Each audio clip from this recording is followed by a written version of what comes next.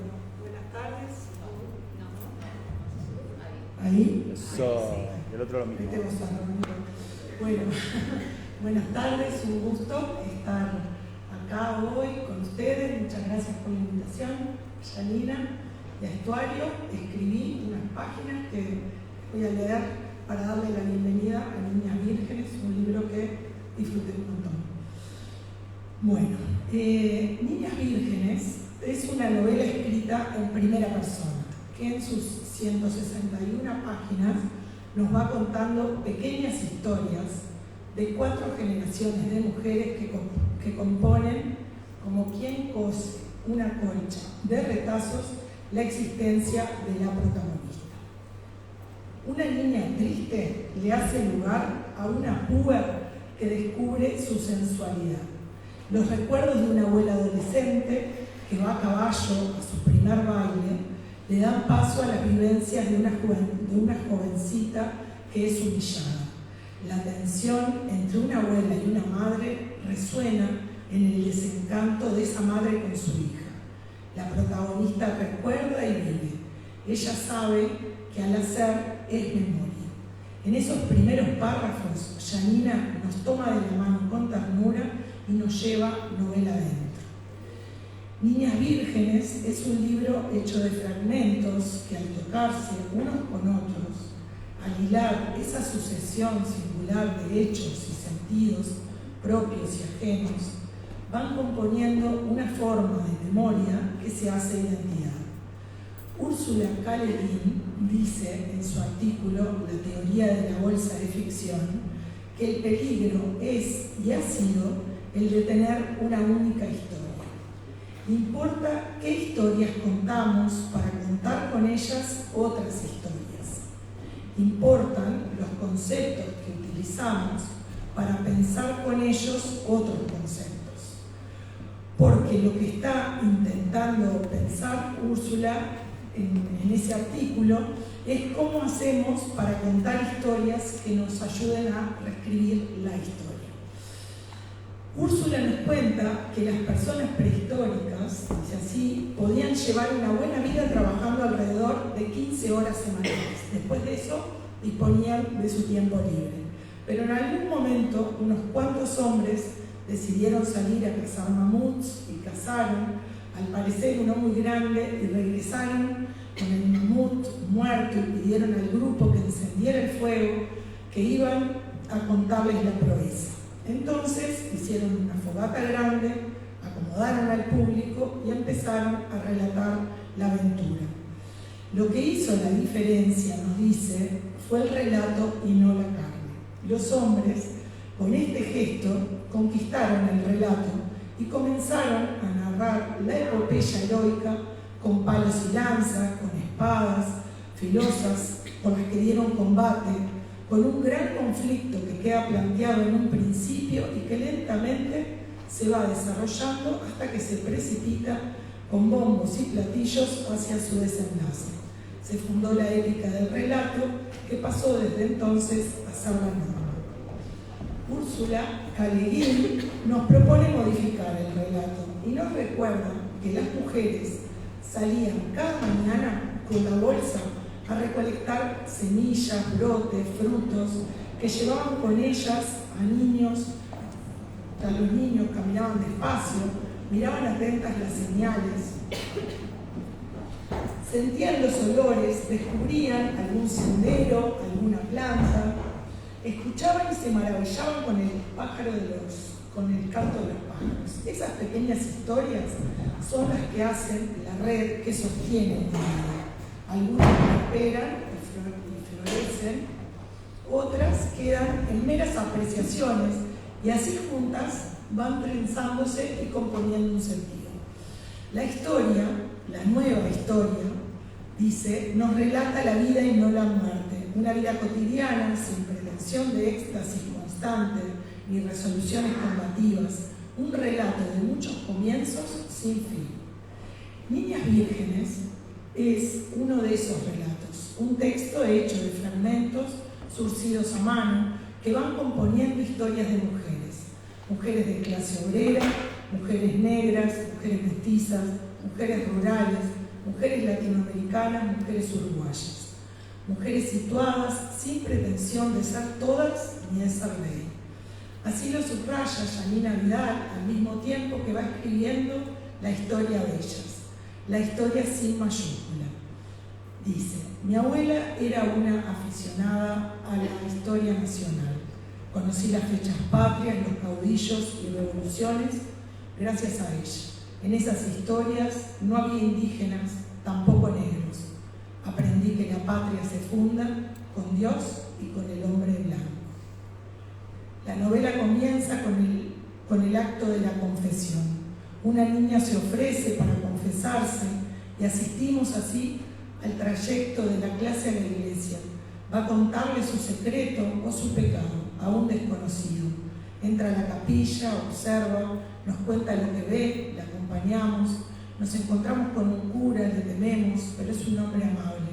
La niña llora, la ahogan los espasmos, hasta que de pronto logra hablar y confiesa. Pablo, un compañero de clase, me dice negra, confiesa su dolor, confiesa los efectos de ser negra en una cultura racista, confiesa su negritud y así entramos en la novela. Un libro que nos acerca al tema del racismo en un país que ha dicho no tener casi negros ni indígenas. Niñas Vírgenes tiene el valor de abrirnos esa ventana para que podamos observar cómo contrasta un cisne negro con la blancura de pieles y sábanas, de jazmines y rosas, con la pureza de la blancura y la claridad de la luz. Asistimos entonces a esas vidas tan signadas por el blanco y el negro.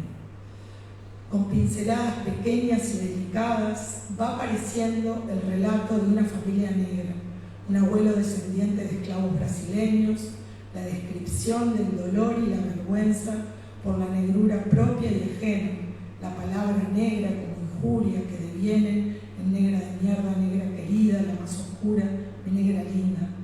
Yamila Ribeiro, en su pequeño manual antirracista, nos confiesa: no me descubrí negra, me acusaron de serlo.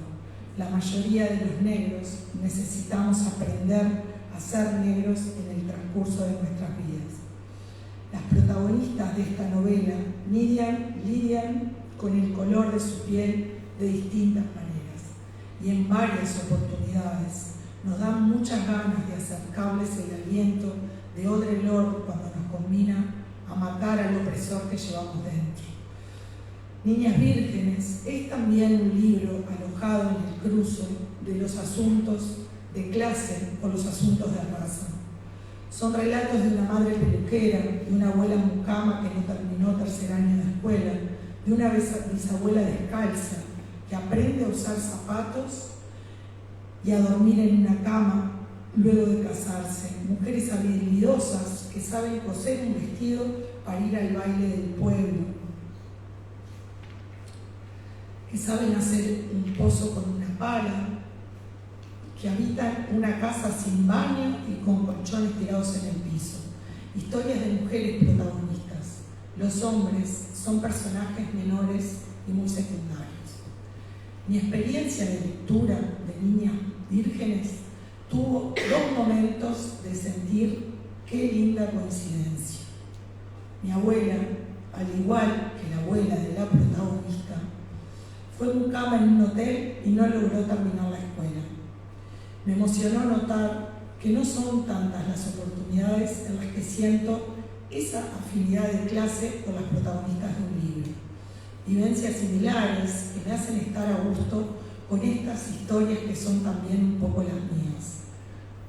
Con un abuelo basurero y una abuela mucama, crecí en una casa sin libros, pero rodeada de gente que sí sabía contar anécdotas, grandes y pequeñas, en un barrio donde también se sacaban las sillas de playa a la vereda y se esperaba con entusiasmo las grandes fiestas populares, la rural del Prado, las domas de la Roosevelt, la noche de las luces, la celebración de Imanjá y la visita a la gruta de Lourdes todos los 11 de cada mes, especialmente el 11 de febrero. Las experiencias religiosas que relatan Niñas Vírgenes son varias y mestizas. relatos que van cobrando distintas formas, siempre atravesadas por la clase social. Cuando llegué a la página 110, con alegría descubrí que después de 35 años me encontraba otra vez recorriendo la gruta de la Virgen de Lourdes. Entramos, junto con la protagonista, bichando de refilón el carrito que vende churros azucarados, porque el manjar solo sería conseguido al finalizar la peregrinación. Pasamos por el puesto de velas, nos llevamos dos, una blanca y otra celeste. Nos abrimos paso entre la gente para poder sentarnos en los bancos de la misa a cielo abierto. Hicimos fila para mojarnos las manos, tocamos a la Virgen y aprovechamos para subir al púlpito y hacer la mímica de dar un sermón antes que nos bajaran nuestras madres con gestos exagerados de desaprobación. Encendimos las velas varias veces porque a pesar de hacer casita con las manos, el viento las apagaba. Y por último, hicimos la fila frente al carrito, anhelando la prometida media docena de churros. Fue un regocijo volver allí. Hacía años que no recordaba mis peregrinaciones familiares a la Virgen. La emoción hizo que lo comentara con mis amigas y para mi sorpresa resulta que ninguna de ellas conocía la gruta más que de oídas. Esa complicidad con la protagonista y con Janina me encantó. Gracias a Niñas Vírgenes volveré en cuanto tenga un tiempito a la gruta y lo enfatizo porque sé que pocos son los libros que nos mueven y conmueven de este lado del mundo, que nos llevan a desplazarnos no solo en la memoria. El asunto religioso es un asunto múltiple y folclórico en la novela. Asistimos a rituales en sus distintas versiones. Entramos a una iglesia católica a confesarnos, rezamos, tomamos la comunión, asistimos a misa, luego nos ponemos un vestido nuevo y vamos a un casamiento en un templo de los testigos de Jehová, comemos jesuitas con Coca-Cola, escuchamos por primera vez heavy metal cristiano de la mano de los guerreros del bien. Otro día llegamos a una casa buscando la cura para el asma y terminamos en medio de un ritual umbanda con sus danzas, sus ofrendas, sus santos y vírgenes. Pocas páginas después nos bajamos del ómnibus, como ya les conté, frente a la gruta de la Virgen de Lourdes. Y agradecemos por la promesa cumplida. Las vírgenes niñas se contraponen a otras vírgenes más exuberantes, que aceptan cigarros, dinero, alcohol. Jehová tiene nombre y una banda de sonido de música pesada, sin arpas ni violines. Hay una hibridación de creencias que se multiplican y nos abren nuevas posibilidades. Otro aspecto de la novela que me gustaría mencionar es su sensualidad delicada y propia, un erotismo iniciático que incluye y requiere de otras mujeres, un encuentro con el cuerpo propio y el descubrimiento del placer. Les voy a leer una frase de Niñas Vírgenes que, además de hermosa, entiendo, dice de lo que nos permite habitar la literatura. Un mundo pequeño y organizado según mi minúsculo punto de vista. ¿No es eso un buen libro? Y se me ocurrió que para terminar podía ofrecerles una playlist con la música de Niñas Vírgenes. Arrancamos con el Ave María. Puede ser la versión de Schubert cantada por Bárbara Bonet. Seguimos con Panito Ortega y sus canciones Yo tengo fe y la felicidad. Después nos deleitamos peludeando con Los Guerreros del Bien, que les va a costar encontrarlos, con sus temas Luz para los débiles y Seguiré tus pasos. A continuación sonarán la comparsita, los ritmos umbanda que podemos dejar de manos de Sabrusab o Boom o algo así se dice, una cuerda de tambores. En noveno lugar me tomé el atrevimiento de incluir Sexy Limanjá, porque si bien no está referida de manera directa, de otra forma sí lo está, y finalmente nos descadelaremos con Britney Spears y su Baby One More Time. Gracias.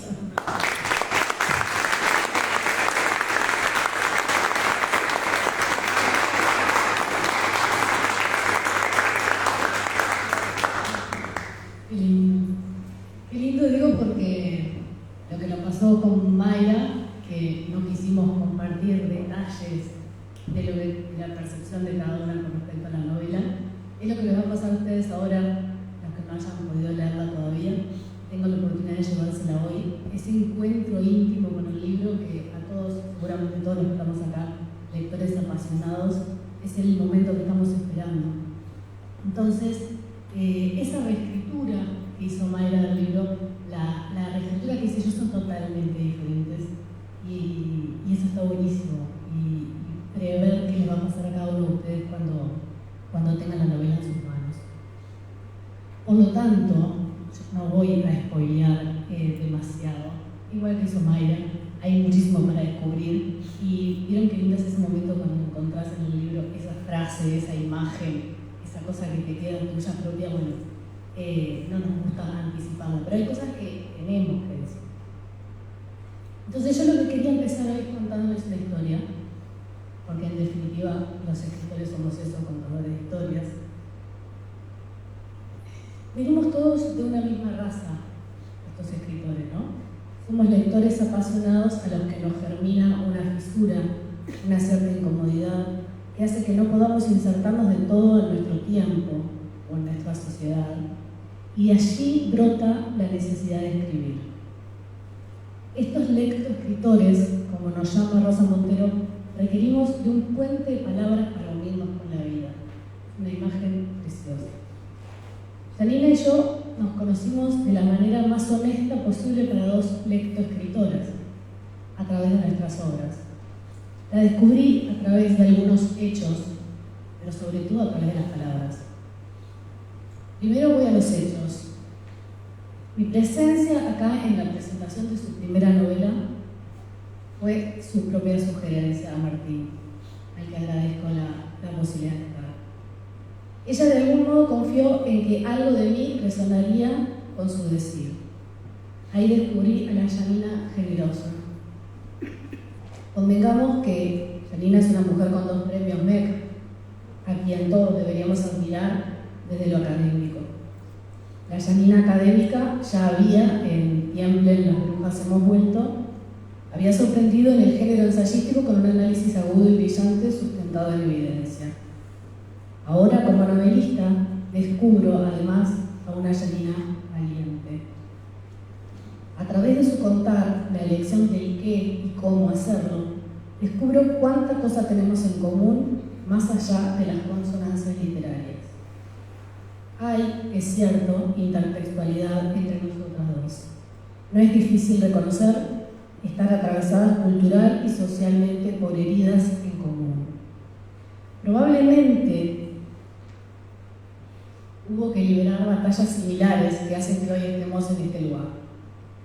Hay que volverse muy dura sin perder la sensibilidad para que una mujer negra le broten ideas como flores de su cabeza. A propósito, qué divina la tapa de Boiani que tiene este libro, Y el título que se nos clava en la retina: Niñas vírgenes provoca. Es la historia del linaje femenino que vuelve visible lo invisible, que pone en palabras lo innombrable. Lo que le sucede a la bisabuela salvando distancias nos sucede a todos. Cuando se habla mal de la literatura del yo, dice Cristina Rivera Garza, se entiende al yo como un yo individual. Esta novela propone lo individual como colectivo, o así lo entiendo yo al menos. La relación madre-hija-nieta, que nunca es lineal. Hay burlas, desentendimientos, expectativas frustradas, pero si me preguntan cuál es la emoción que predomina en la aparente rabia o ardor de la narradora, para mí hay una mirada amorosa hacia sus ancestros, yo diría una misericordia existencialista, una misericordia muy humana. Niñas Vírgenes es hija del canon literario de hoy, si es que eso existe. Es una obra escrita por una mujer que atiende a temáticas marginadas por la literatura hasta no hace muchos años: identidad sexual, raza, migración, violencia y discriminación, lo que siempre enriquece y pluraliza las perspectivas. Pero concretamente hay 2 temas transversales que atraviesan a todas las generaciones de mujeres protagonistas: la negritud y la religiosidad. que dependiendo del contexto social, cultural, geográfico e histórico que habite cada mujer en el tiempo que les toca, atraviesa y condiciona todas sus vivencias, amistades, elecciones y sexualidad. Hay, en un momento de la novela, una ausencia marcada en un evento puntual que deja huella en la protagonista, que es la narradora. Y a partir de ahí se desdobla la historia de 4 generaciones, contada desde esta bisnieta. La elección de esta narradora me pareció súper interesante. Vidal decide no darle nombre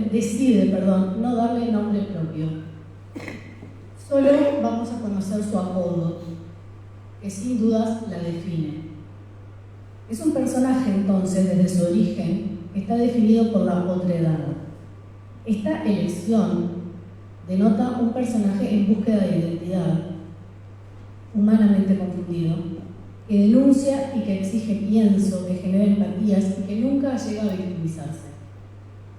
Desde la vivencia de rabia e incomprensión, retrata contradicciones e hipocresías con una mirada actual. Esta bisnieta está en estos tiempos. Las 4 generaciones no son nombradas, solo son nombradas en función del parentesco con la narradora, por lo que la mirada sobre ellas es la que tiene esta viñeta. Pero también los personajes secundarios resultan deliciosos. Y acá me encantaría que cada uno de ustedes preste atención cuando ellos aparezcan. La Mima, Benito, la Chose, Bernardita, Leticia, Goro. Hasta la depiladora tiene nombre propio. Y el pony. Pero no ellos, no los personajes principales. Sin embargo, quería ahondar en los personajes secundarios porque para mí son los que habilitan la acción, son los que hacen que el libro discurra con humor, con crítica, ayudan a esta mirada intimista de la incomodidad y también son los que configuran la contextualización en el Uruguay. Se cruza lo histórico realista con lo ficcional en espacios muy marcados, a veces, otras veces diluidos, pueden ser citadinos o rurales, pero siempre son autóctonos.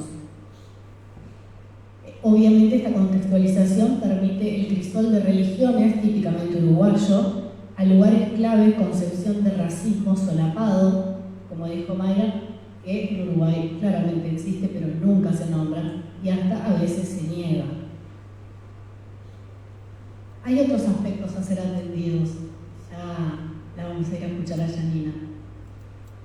El despertar sexual está trabajado de manera muy laboriosa y merece la pena ser nombrado en las diferentes generaciones. Es muy interesante observar también la afectación de las creencias, las posibilidades, los privilegios y los derechos que se van ganando en el transcurso de los años, pero sin embargo la violencia, la soledad y el miedo siguen estando. Observar el canon de belleza de cada época, cómo llevan la negritud y la pobreza en algunos marcos contextuales y geográficos, en algunos eventos, la violencia que engendra la atracción a lo prohibido y el asco a lo diferente, y la madurez en las ideas de la narradora cuando es adulta. El conflicto que genera la hipocresía religiosa. Hay contradicciones tan humanas como decidir si colgarte una virgen del techo o tirarla con un aljibe.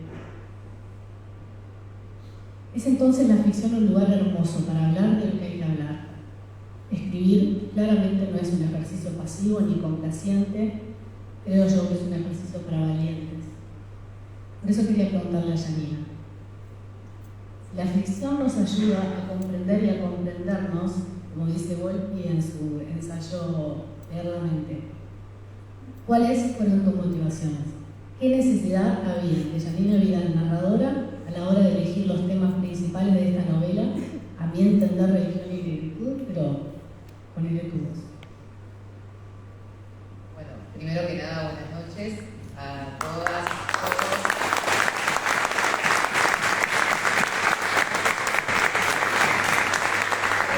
Muchas gracias a Lorena y a Mayra por su lectura e interpretación hermosa. Además, yo que vengo del palo académico, verlas con hojas y con cosas tan elaboradas, la verdad que me pone muy contenta. Bueno, que mi novela haya dado lugar a estas reflexiones. Entonces agradezco la bienvenida de quienes están acompañando en este momento tan importante. Y en cuanto a las preguntas me las olvidé, así que me las vas a tener que repetir.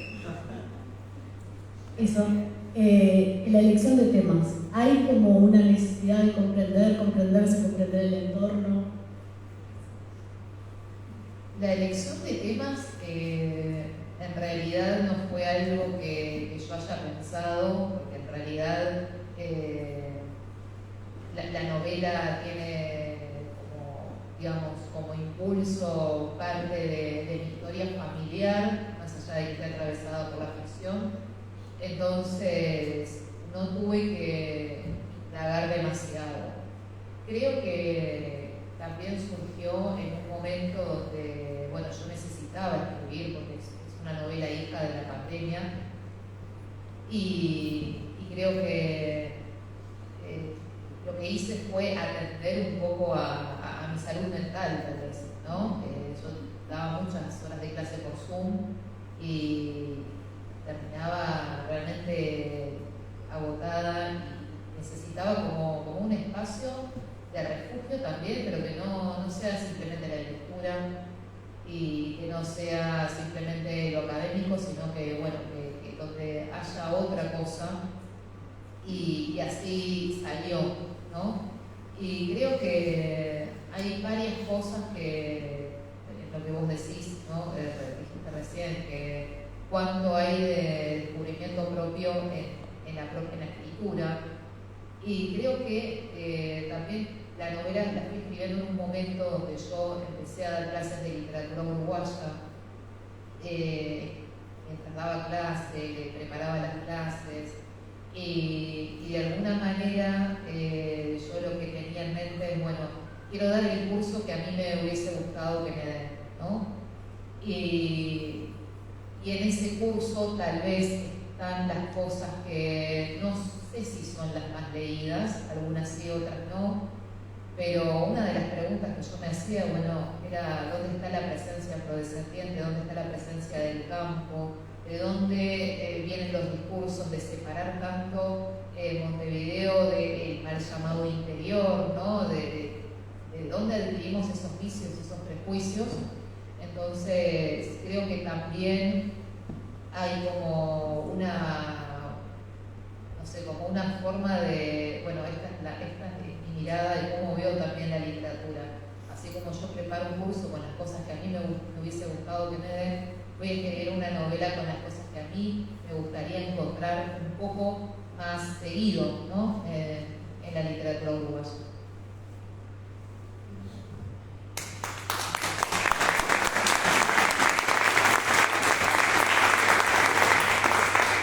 Esto que decías recién me hace pensar en una pregunta que leyendo la novela me dan ganas de hacerte, que incluso yo tengo por acá anotada una frase de la novela que tiene que ver con la memoria, ¿no? Y en la novela dice algo así como había algo en mí que elegía quedarse con los malos recuerdos y no con los buenos. Y hay en la novela como una construcción de una memoria, ¿no? ¿Cómo pensaste en esa, cómo se construye una memoria literaria en este caso? ¿Cómo pensás esta frase, ¿no? De me quedé con los malos recuerdos y no con los buenos recuerdos, ¿no? En esta selección como que, bueno, su identidad, su memoria está puesta allí. ¿Cómo pensás eso de construir una memoria, construirle un personaje o una identidad, ¿no? En realidad, con respecto al tema de la memoria y que vos definiste también como, bueno, una especie de colcha de retazos, ¿no? Creo que yo lo que no quería hacer era algo lineal, que empezara desde el nacimiento y que terminara con la adultez o con la muerte, como algo no quería que fuera así, porque tampoco me gusta leer o ver ese tipo de cosas, ¿no? Depende. Entonces, a nivel de estructura me parecía que tenía que funcionar como la memoria, donde la memoria tiene sus lagunas tiene sus tensiones. A veces no nos acordamos de cómo eran las cosas o cómo pudieron haber sido, pero las inventamos. Entonces, bueno, vas configurando un poco como podés. Creo que todos vivimos también en una suerte de ficción. Así que en eso yo creo que dentro de todas las críticas que yo puedo hacer sobre la literatura y cómo veo la literatura, a mí no me interesaba quedar bien con nadie, no me interesaba, no pensé en quedar bien con nadie, ni voy a escribir algo para que me lea fulano o algo que esté de moda para que lea mengano. En realidad nunca me importó. Entonces, como a mí no me interesaba quedar bien con nadie más que conmigo misma, fui haciendo un poco lo que se me cantaba en el momento. Y en relación a eso de, bueno, quedarse con lo malo, quedarse con lo bueno, lo malo siempre te enseña, ¿no? Lo malo siempre te da una lección y por eso creo que lo recordamos y por eso para mí la protagonista tenía que estar esas vivencias que son tal vez un poco menos felices para ver cómo evoluciona el personaje, porque evolucionamos también de esas cosas. Sí podemos darnos cuenta de la legitimación de los aplausos, de lo lindo, ¿no? Pero eso, bueno, es como el regocijo, pero a veces el aprendizaje viene a veces de esos lugares, de esos golpes, de golpes bajos. Entonces quería que la voz de la novela fuera una voz genuina y una voz donde le pasan cosas y reflexiona cosas que podría reflexionar cualquiera. No siempre somos correctamente políticos y pensamos todo el tiempo cosas lindas y a veces tenemos que lidiar con gente que no nos cae bien y simular que nos cae divino porque es la vida. Y bueno, y esas zonas grises eran las que me interesaba como indagar. Contanos un poquito del proceso creativo. Había momentos para escribir, hubo inspiración de playlists, hubo inspiraciones en imágenes. ¿Cuál fue el primer motivador? El primer motivador, como ya lo dije, creo que fue como el encierro. Entonces me acuerdo que la primera versión yo la escribí a mano y la escribí, no digo de un tirón, pero sí como con el compromiso de, bueno, todos los días escribí un poquito, ¿no? Y de alguna manera para eso yo lo tomaba como un momento de ocio, como un momento de mucha relajación. Y luego el tema de las playlists creo que tienen que ver muchísimo con mi propia identidad, pero creo que también eran links que yo, capaz que siendo un poco pretenciosa, quería que los lectores y las lectoras hicieran, ¿no? Me encantó que haya cerrado con Britney, porque para mí Britney es un icono más allá de que a mí me gusta el heavy metal, para mí Britney es lo más. Así que, y sobre todo porque la vida de ella creo que fue una catástrofe donde participamos todas las mujeres. Creo que en esa catástrofe podemos pensar como en las diferentes violencias que está atravesada una persona con esa visibilidad, y creo que nos hace pensar mucho en colectivo cuando le suceden a alguien de la que todo el mundo sabemos quién es.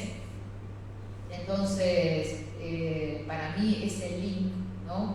con Britney era más allá de la música, era el deterioro de la vida, es el deterioro de la mirada de los otros, es lo que le exige el mundo, lo que le exige el mundo a las mujeres.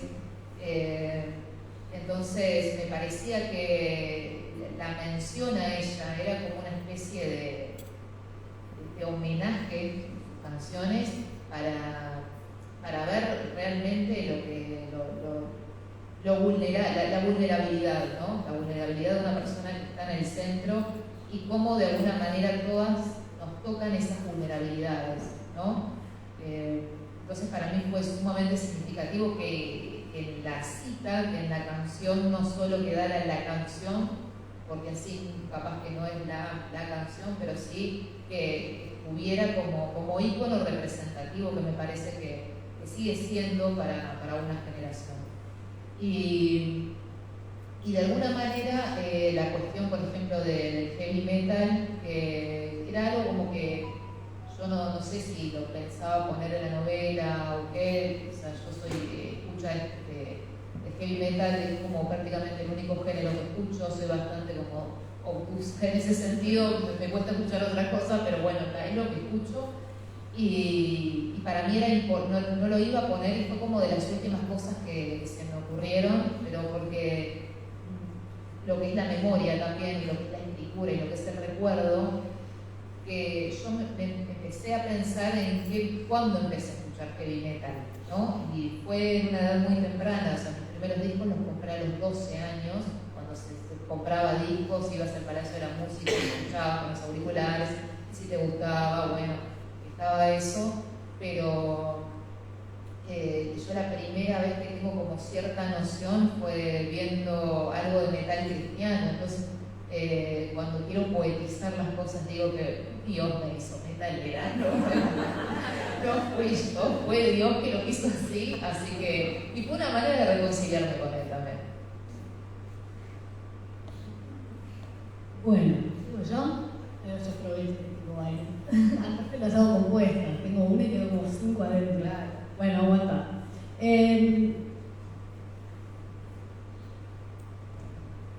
Bueno, me salté un poquito todo, no importa. El libro está dedicado a tu abuela Lucinda. Y hay una búsqueda clara de trabajar la línea femenina transgeneracional. ¿Qué personaje principal te costó más crear? ¿Hubo alguna escena, algún capítulo en especial que te generara resistencia al escribir?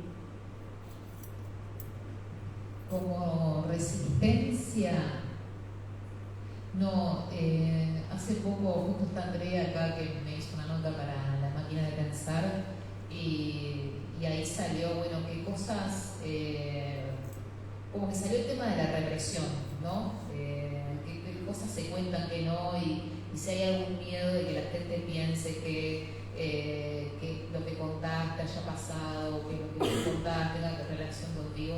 Y la verdad que es como algo que fue en el proceso como que no me importó absolutamente nada, y me parece que eso es como algo que hay que tener claro. Le digo a la gente acá, si alguien quiere escribir o piensa en escribir, no te tiene que importar en absoluto la posible mirada de qué dirán o lo que sea, ¿no? Entonces, ahí fue como, bueno, no me costó en absoluto.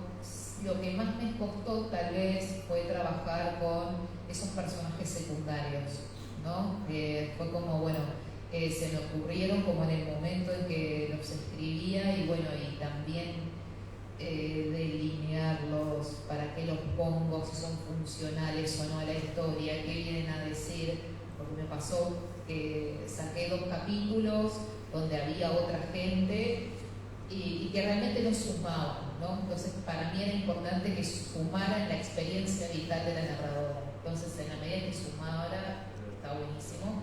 Y el libro está dedicado a mi abuela, a la memoria de mi abuela, porque bueno, lo sentí así, ¿no? Yo creo que los libros necesitan ser dedicados, necesitan tener como, bueno, una especie de agradecimiento tal vez, y bueno, hay muchas cosas de las que yo hablo ahí, que tienen que ver con mi abuela, el mundo macumbero, el mundo santo, las creencias, no hagas esto porque no sirve, no hagas esto porque trae mala suerte, no hagas esto. Entonces, nada, ese cruce con el pensamiento mágico era lo que le tenía que agradecer. De las 4, y tal vez la bisabuela, porque yo tenía mucho miedo de que me quedara caricaturesco, ¿no? Cómo delimitaba lo indígena, cuando muchas veces no hay tanto registro de eso, cuando es una sospecha familiar cuando no son cosas claras, entonces tenían miedo como a caer en el mito del buen salvaje o en lugares comunes de la literatura indigenista, del pobrecito indígena que lo someten, y tenían miedo como de caer en ese lugar, y creo que tal vez mi temor mayor fue ese, y es un personaje que aparece en 2 capítulos, más o menos. Entonces, creo que capaz que de las voces que están ahí fue la que no me costó.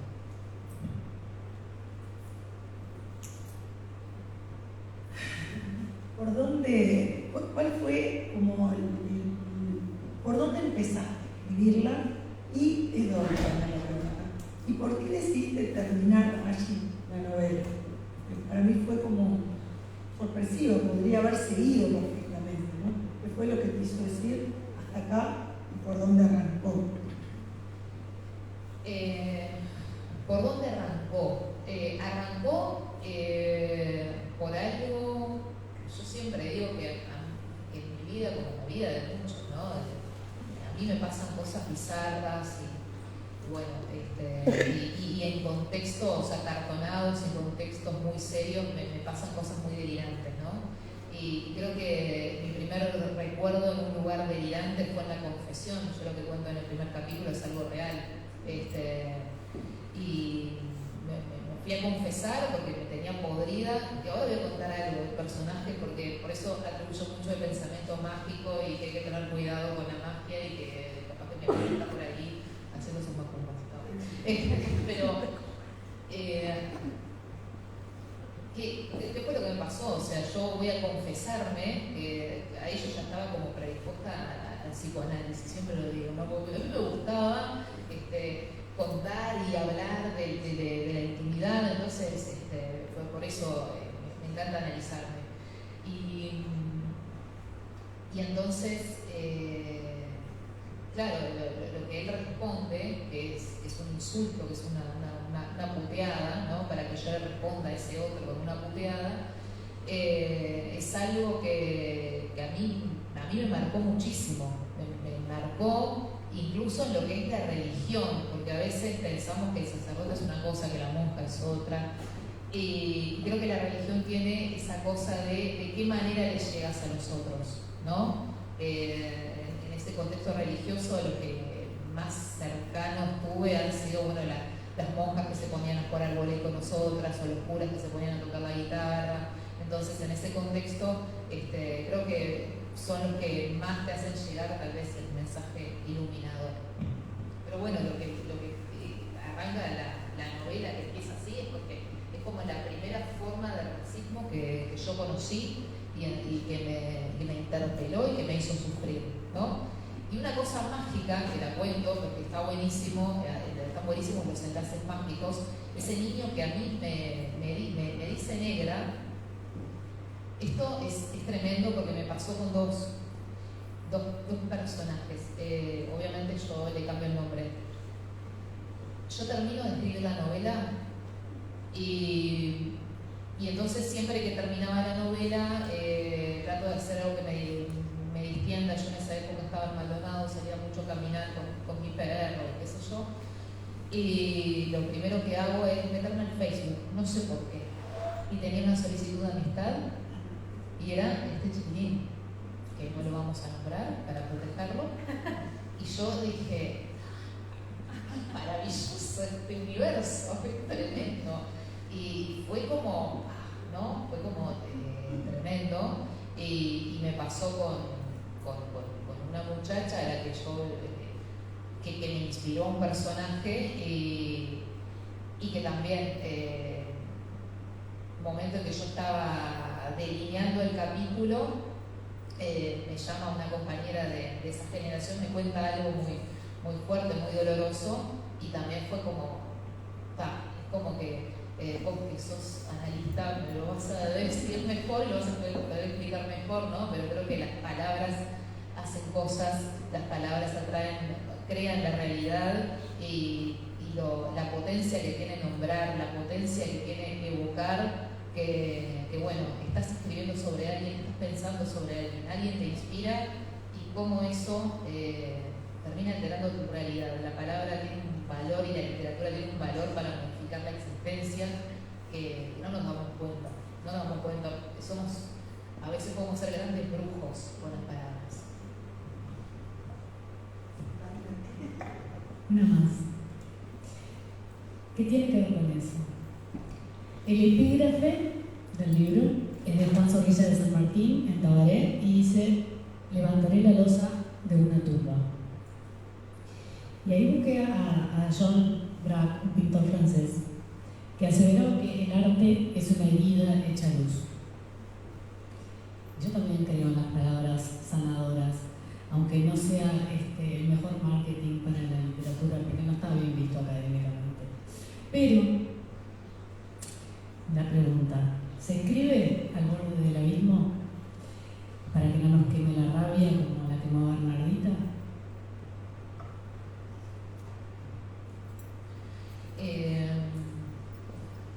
Yo un poco cuestionaba esa cosa de escribir como un efecto sanador porque me parecía muy new age y eso me iba conmigo que soy una mujer seria, ¿no? Pero después me fui dando cuenta que hace muy bien, ¿no? Que hace muy bien y en realidad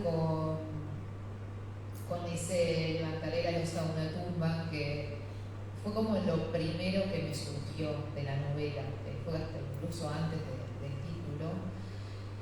Y esto porque ella ahora está de viaje y de alguna manera está un poco en todo esto que yo cuando tuve literatura uruguaya 1, donde da siglo XIX, que puede ser un embole, a mí me encantaba el embole, y me acuerdo que vimos el Tabaré, ¿no? Y yo tuve a Sonia D'Alessandro, que fue una profesora que me hizo ser profesora de literatura porque la tuve en el liceo, y fue como que era la mujer como para que me marcó el destino para ser profesora, después me marcó el destino como para dedicarme a la literatura uruguaya. Y ahí ella trajo a colación a otra mujer que es a Inés de Torres, que es poeta y es académica también, con un ensayo que se llama La nación tiene cara de mujer. Y ahí ella hace un análisis del Tabaré que para lo académico a mí me parecía arriesgado, porque yo venía del IPA y como que hay como una forma de pensar lo literario y las cosas, por lo menos en el momento en que yo cursé, como que iban a destiempo de la realidad, ¿no? Y ahí ella dice prácticamente que el Tabaré es un indio marica, ¿no? Y claro, yo leí eso y tenía 20 años y era como, decir que un libro canónico es un indio marica, y ella da toda una explicación académica que está divina, que no la voy a hacer acá, además léanla porque ella lo hace mejor, pero a mí me encantó porque ella trabajaba esa cuestión de lo marica, que no lo dice así, lo dice de otra manera, desde la hibridez, porque él no es indígena, pero no es blanco. Él es hombre, pero no es la masculinidad de los indígenas y no pertenece a la masculinidad de los españoles. Era toda esa cuestión híbrida, y eso era lo que yo quería trabajar en la narradora, la hibridez, pero a su vez la hibridez desde qué lugar, abriendo la losa de la tumba de sus antepasados que lograron esa hibridez.